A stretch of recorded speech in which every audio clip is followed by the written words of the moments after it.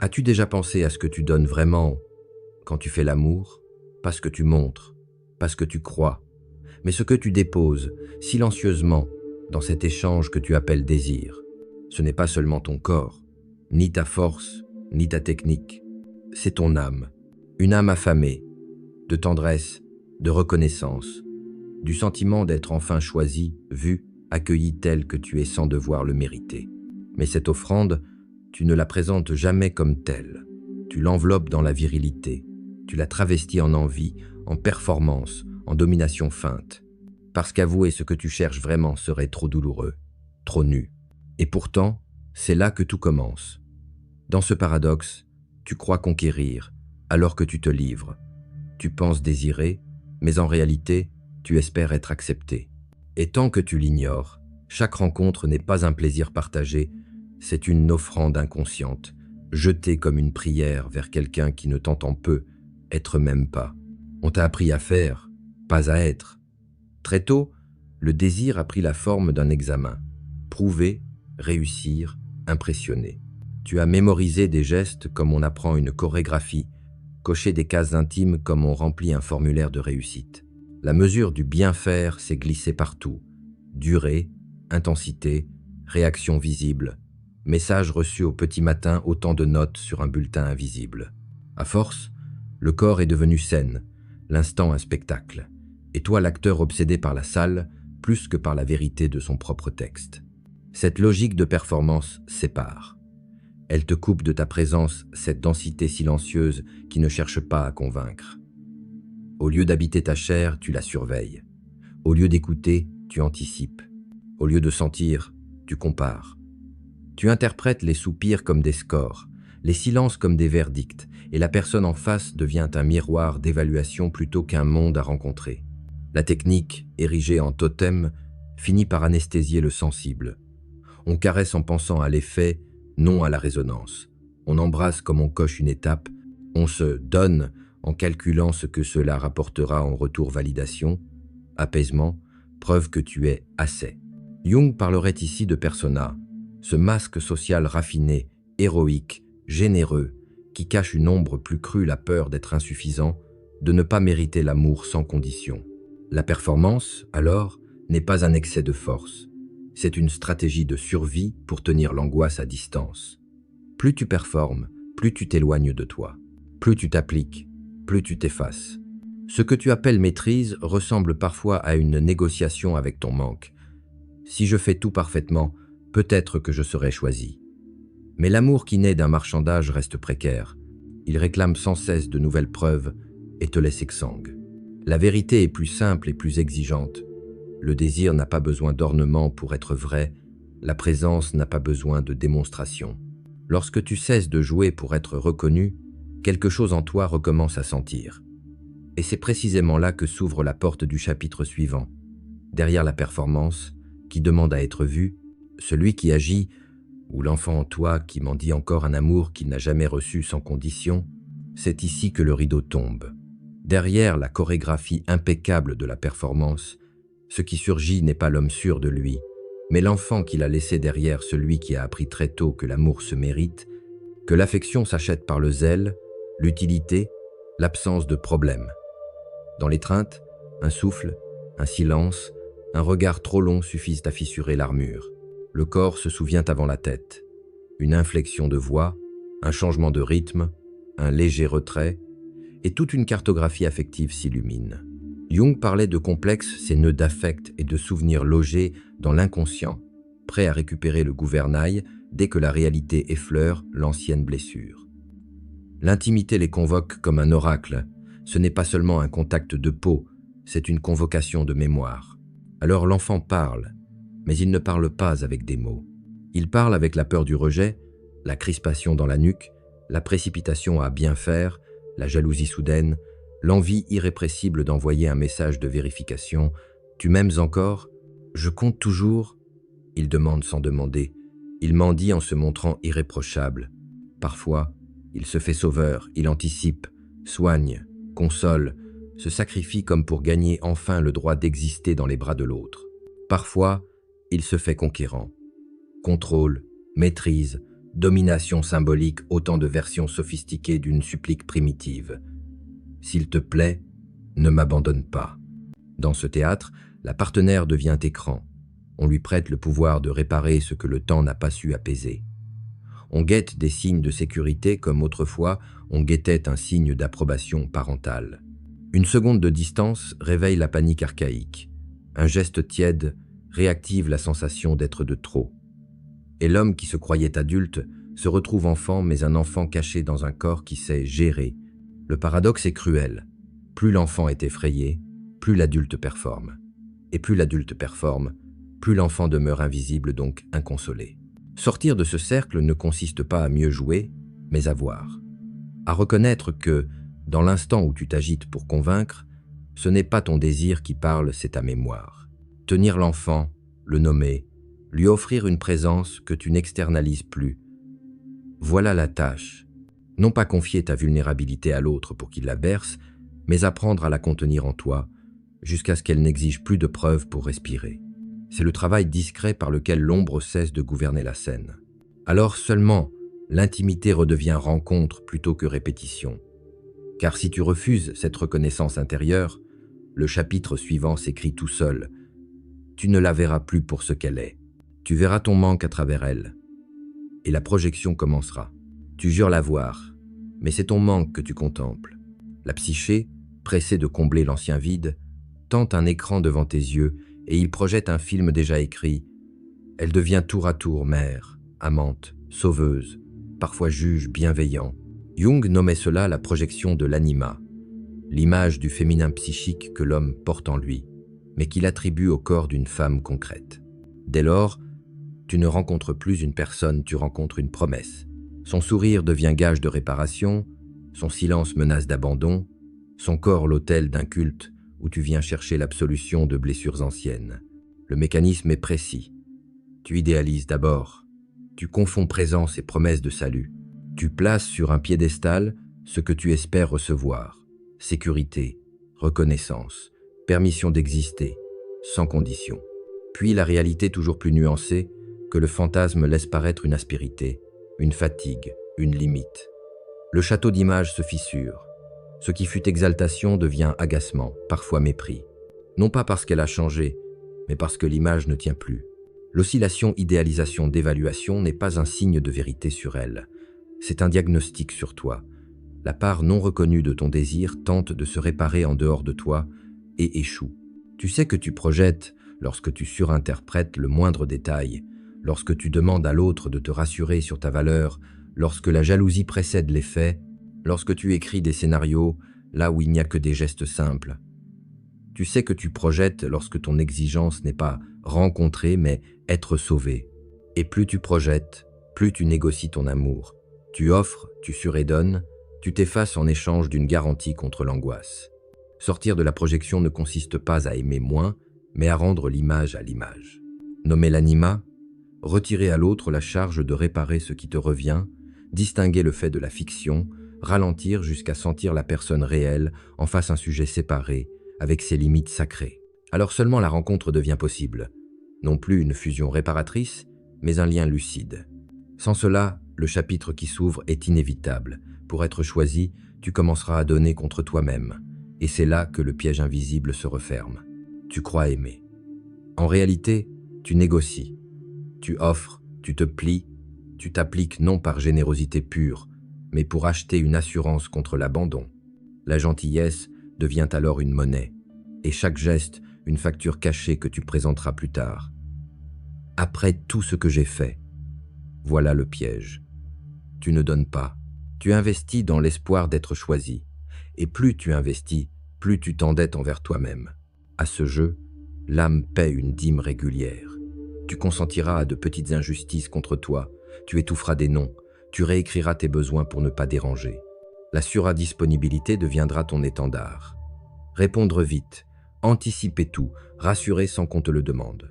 De l'extérieur, on dira que tu es un roc. À l'intérieur, tu deviens une banque affective qui accorde des crédits à taux usuraires. Et lorsque l'autre dépense sans compte, car comment saurait-il le coût de ce que tu n'oses pas nommer, tu t'étonnes d'être vidé. Ce modèle se nourrit d'un contrat tacite. Je me suradapte, tu me sécurises. Mais un amour scellé sur la peur exige sans cesse de nouvelles preuves. Il transforme l'intimité en marché de garantie. Tu offres du soin pour acheter de la certitude. Tu multiplies les preuves pour conjurer l'incertitude. À la longue, la fatigue devient ressentiment. Petite pique, froideur, retrait punitif. L'homme dévoué se mue en juge secret. Et l'amour, réduit à un commerce, s'effrite au rythme des comptes que tu tiens. Jung dirait que tu fais commerce avec la persona ce masque impeccable, serviable, qui cache une ombre affamée. La terreur de ne pas valoir l'amour sans mérite. Ta bonté n'est pas fausse, elle est instrumentalisée par l'angoisse. Le corps alors ne se donne plus. Il se sacrifie sur un autel où l'offrande n'obtient jamais la paix, seulement un répit. Comment sortir du piège? Par une décision simple et vertigineuse. Ne plus donner pour être choisi. Redéployer tes gestes hors du chantage de la preuve. Dire des oui qui ne trahissent pas tes non. Poser des frontières, non pas pour punir, mais pour protéger la qualité de ta présence. Apprendre à tolérer l'inquiétude sans te précipiter pour la faire taire par la performance. Offrir par abondance, non par calcul.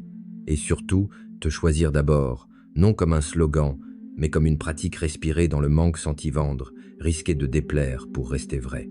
Alors, l'intimité cessera d'être une enchère silencieuse.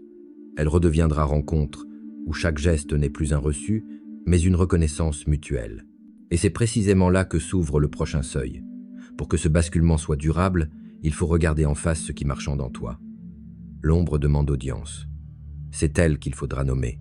Jung n'a jamais réduit le désir à une mécanique, ni l'intimité à un exercice d'adresse. Il a pointé ce lieu où la persona, le masque social, performant et irréprochable, cède la place à ce qui gouverne vraiment. L'ombre. L'ombre n'est pas le mal, c'est le refoulé. Peur, faim, colère fine, besoin dénié, tendresse exilée. Tant qu'elle reste sous clef, elle dirige depuis les coulisses et réécrit nos rencontres comme on rejoue un rêve qui tourne au cauchemar. D'où la phrase, tranchante comme un verdict. Ce que tu ne rends pas conscient reviendra dans ta vie sous forme de destin. Tu appelles hasard la répétition, tu nommes type de femme l'aimantation vers le même scénario, tu dis caractère là où il n'y a qu'une défense. L'éveil de l'ombre n'est pas une illumination mystique, c'est un travail de précision. Il commence par la nomination. Reconnaître la transaction affective qui s'enclenche quand tu as peur d'être insuffisant. Voir le marchandage subtil derrière ta gentillesse, sentir dans le corps gorge serrée, ventre vide, mâchoire crispée la vieille alarme qui prend le contrôle. Puis vient la tolérance du vide. Rester présent quand l'angoisse réclame une preuve, ne pas te précipiter vers la performance qui apaise à court terme et enchaîne à long terme. Ensuite, la réintégration. Accueillir ce que tu projetais sur l'autre sécurité, douceur, permission, et le cultiver en toi comme un acte et non une attente. Enfin, la responsabilité, cesser d'accuser l'autre de jouer un rôle que tu lui as secrètement assigné. Ce parcours n'abolit ni désir ni puissance, il les transfigure. Le désir cesse d'être une quête compulsive d'approbation et devient émission une qualité de présence qui ne se vend plus à la plus forte anxiété. Tu ne performes plus pour être choisi, tu rayonnes parce que tu t'es choisi. Et c'est précisément là que l'éthique intime prend forme. Plus l'ombre est intégrée, plus tes choix deviennent clairs qui laissaient entrer, à quoi t'unir, ou poser un nom qui protège l'essentiel. Car sans cette intégration, l'étape qui suit est inévitable. L'union se fait à l'aveugle, les frontières se dissolvent et l'énergie se dilue. Autrement dit, lorsque l'ombre reste aux commandes, le sexe sans conscience devient un pacte énergétique dangereux. C'est à cela que nous allons maintenant faire face. Lorsque l'ombre n'est pas nommée, l'union devient un contrat à l'aveugle. Tu crois n'échanger que des gestes, mais ce sont des circuits entiers d'énergie qui s'ouvrent et se mélangent. Intentions, blessures, pactes silencieux, fidélités anciennes à la souffrance. Jung dirait que l'inconscient négocie à ta place. Ton corps signe ce que ta conscience n'a pas lu. Alors l'étreinte, au lieu d'augmenter la vie, l'aspire. Tu sors vidé, comme si ta direction s'était dissoute, et tu confonds cet épuisement avec la preuve d'une intensité réussie. Il faut le dire sans détour. Toutes les femmes n'ont pas accès à ton temple, pas par mépris, mais par hygiène de l'âme. S'unir à une personne déconnectée d'elle-même, prisonnière d'un chaos qu'elle n'a pas encore regardé, c'est laisser entrer ce chaos dans tes fondations. Les corps se souviennent. Ce qu'elle n'a pas résolu, addictions émotionnelles, scénarios de drame, attachements toxiques demeurent inscrits dans ses gestes, sa respiration, sa façon de prendre et de laisser, et le sexe, canal sans filtre, devient porte d'entrée. Tu crois rejoindre une peau, tu accueilles une histoire non digérée. Bientôt tu portes une fatigue qui n'est pas la tienne, une confusion sans cause apparente, des doutes qui poussent comme une brume. Tu appelles cela phase, baisse de régime. En réalité, c'est une contamination subtile. À l'inverse, l'union consciente n'est ni frileuse, ni moralisatrice. Elle est discernement. Elle commence avant le geste. Par la lecture des signaux de présence, cohérence des paroles et des actes, capacité de silence sans panique, responsabilité affective, simplicité des demandes, elle se poursuit par des frontières, non pas des murs, mais des rives qui préservent le courant. Elle culmine dans la présence dense. Deux temples qui s'ouvrent sans se dérober, deux ombres qui ne se déversent pas, mais se reconnaissent. Choisir l'union consciente, c'est accepter de renoncer à l'ivresse de la confusion. C'est préférer la clarté à l'intensité factice, la profondeur à la compulsion. C'est aussi admettre que ton énergie n'est pas une ressource inépuisable. Elle réclame d'être gardée, orientée, honorée. Sans cela, tu continueras à te donner pour calmer le vide et le vide. Rassasié de toi, redemandera. Vient alors la bascule nécessaire, sortir du commerce anxieux, quitter le terrain d'épreuve. Le prochain pas ne tient pas d'une technique, mais d'une posture intérieure. Ne plus supplier, se choisir d'abord. C'est la condition pour que le désir cesse de drainer et commence à irradier. Tout change le jour où tu décides de ne plus quémander ta place dans la vie de quelqu'un, mais de la prendre dans la tienne. Ce n'est pas un slogan d'estime de soi, c'est une posture ontologique. Tant que tu veux être choisi, tu organises ta vie autour d'un tribunal extérieur. Chaque geste devient plaidoirie, chaque silence un verdict. Tu offres, tu prouves, tu t'excuses d'exister, et l'autre, sans malveillance, se retrouve nommé juge d'une valeur qui ne devrait appartenir qu'à toi. Se choisir, c'est retirer la compétence de ce tribunal. C'est refuser de déléguer ta souveraineté affective à l'opinion, au fantasme, à la peur. Concrètement, se choisir commence par un art discret, tolérer l'inconfort sans s'y vendre. L'angoisse monte, tu respires. Tu ne convertis pas ce frisson en prouesse pour acheter de la sécurité. Le manque se présente, tu l'accueilles.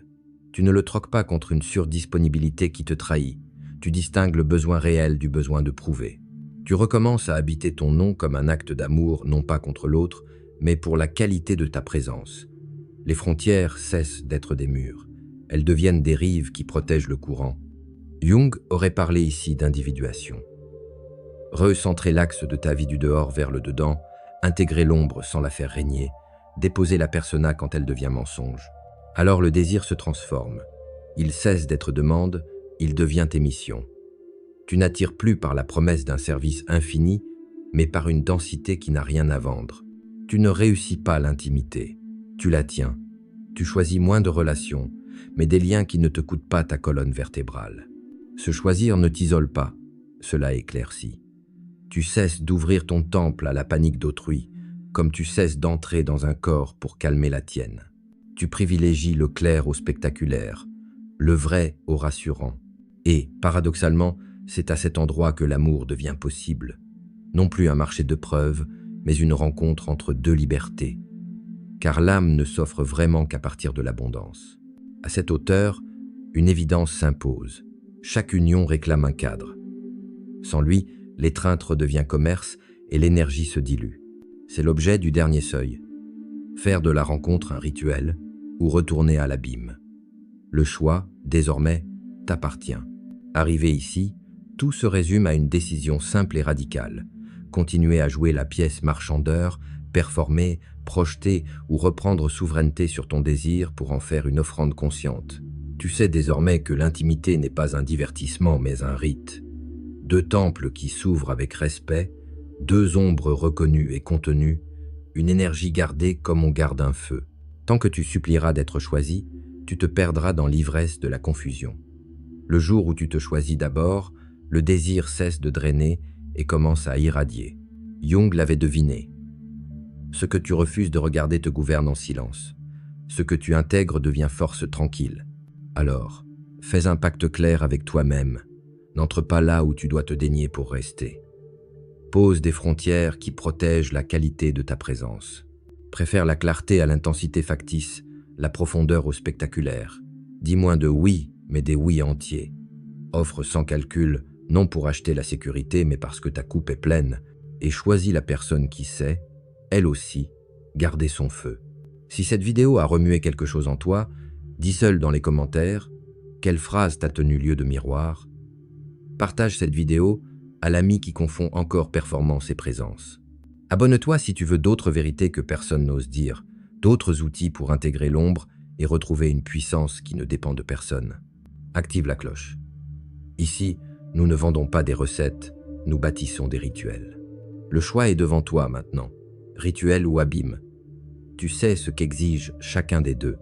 Marche sobrement vers ce qui te reconstruit. Et quand tu doutes, reviens à l'essentiel. Ton corps est un oracle, ton âme une maison. Garde-les, honore-les, offre-les, seulement à la conscience qui les mérite.